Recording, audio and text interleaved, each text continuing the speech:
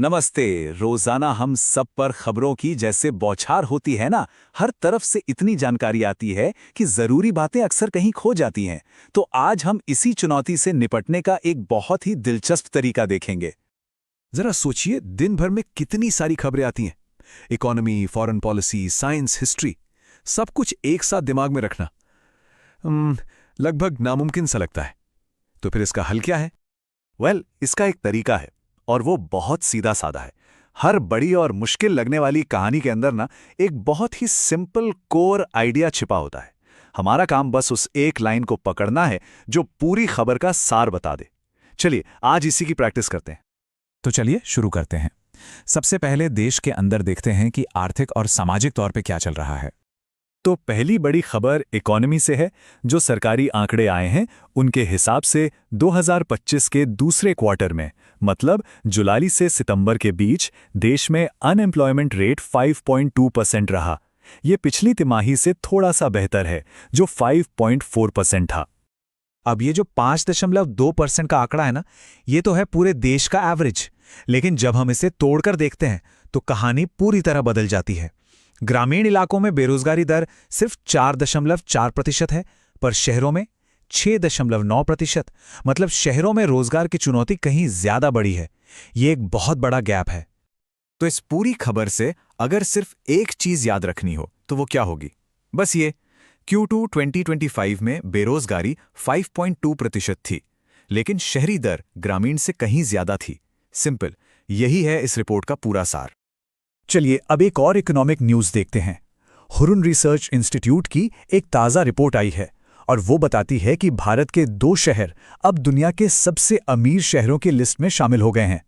मुंबई में है 92 बिलियनियर्स और वो दुनिया में तीसरे नंबर पर है, और नई दिल्ली 57 बिलियनियर्स के साथ पहली बार टॉप 10 में आ गई है। न्यूयॉर्क अब भी 119 अरबपतियों के साथ टॉप पर है। तो इसका वन लाइनर क्या हुआ? बस इतना याद रखिए, मुंबई में 92 अरबपति, नई दिल्ली में 57, और दोनों शहर अब हुरुन की ग्लोबल टॉप 10 लिस्ट में हैं। डन। चलिए अब देश से बाहर निकलते हैं और देखते हैं कि इंटरनेशनल स्टेज पर भारत क्या कर रहा है। हाल ही में डिप्लोमेसी और डिफेंस में काफी हलचल हुई है। ये एक बहुत ही इंपॉर्टेंट डिप्लोमैटिक डेवलपमेंट है। प्रेसिडेंट द्रौपदी मुर्मू ने अंगोला का दौरा किया। अब ये कोई आम दौरा नहीं था, ये किसी भी भारतीय राष्ट्रपति की दक्षिणी अफ्रीका के इस देश की पहली फर्स्ट एवर राजकीय यात्रा है। ये अपने आप में एक हिस्टोरिकल मोमेंट है जो दोनों देशों के रिश्तों में एक नया चैप्टर शुरू करता है। और ये सिर्फ एक फॉर्मल विजिट नहीं थी, इसके कुछ ठोस नतीजे भी निकले। भारत अफ्रीका संबंधों को तो मजबूती मिली ही, साथ ही फिशरीज और ट्रेड जैसे जरूरी सेक्टर्स में समझौते भी हुए, और हाँ, एनर्जी और डिफेंस जैसे स्ट्रेटेजिक इश्यूज पर भी काफी सीरियस डिस्कशन हुई।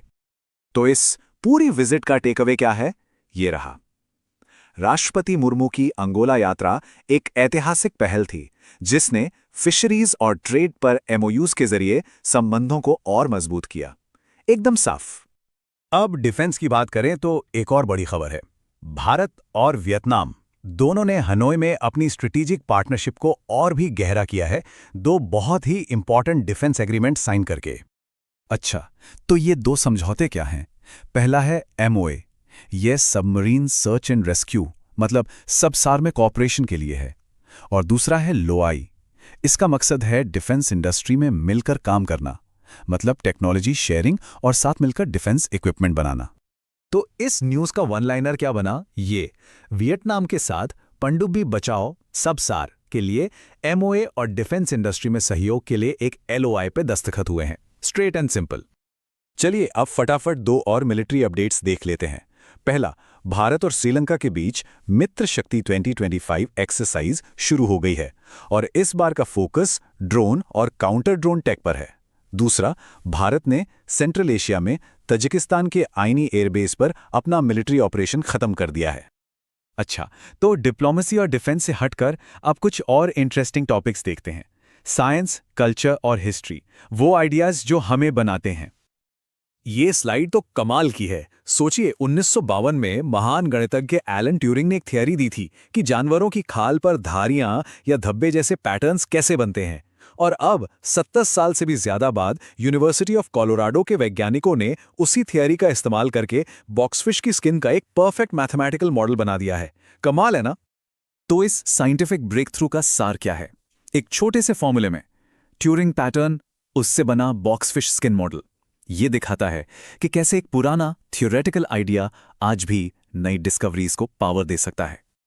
और अब हिस्ट्री से क्विक फ्लैशबैक। 8 नवंबर 2016। याद है, विमुद्रीकरण डीमोनेटाइजेशन की घोषणा हुई थी। 500 और 1000 रुपए के नोट बंद हो गए थे। मकसद था ब्लैक मनी पर रोक और डिजिटल पेमेंट्स को बढ़ावा देना। ये घटना आज भी हमारे हिस्ट्री और इकोनॉमिक्स की किताबों का एक बहुत इंपॉर्टेंट चैप्टर है। तो आज हमने जो भी देखा, चाहे वो इकोनॉमी के कॉम्प्लिकेटेड आंकड़े हों, इंटरनेशनल अग्रीमेंट्स हों या फिर कोई साइंटिफिक थियरी, एक बात तो बिल्कुल साफ है, हर कॉम्प्लेक्स स्टोरी के दिल में एक सिंपल कोर आइडिया छिपा होता है। असली स्किल बस उस एक लाइन को पहचानने और पकड़ने की है। और अब आखिर में एक सवाल, आज की इन सारी खबरों को देखने के बाद अगर इन सब को एक ही लाइन में समराइज करना हो तो वो लाइन क्या होगी? सोचिएगा जरूर।